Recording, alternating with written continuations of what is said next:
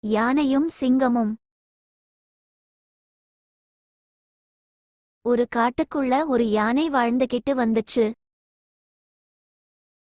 ஒரு நாள் அந்த யானை காட்டு வழியா நடந்து போய்கிட்டு இருந்துச்சு.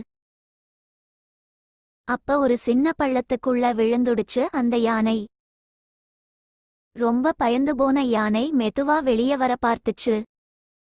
எவ்வளவு முயற்சி செஞ்சும் அதனால வெளிய வர முடியல. அதனால யாராவது உதவிக்கு வாங்கன்னு சத்தம் போட்டு கத்துச்சு.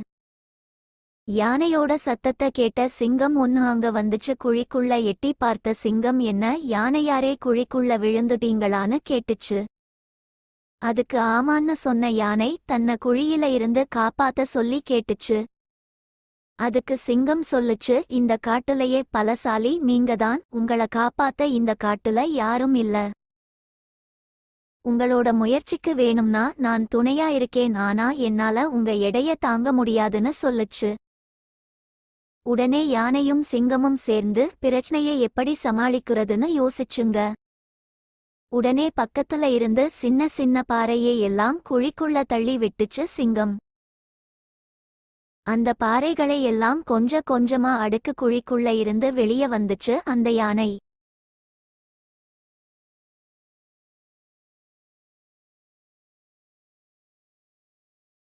Like, subscribe for more videos.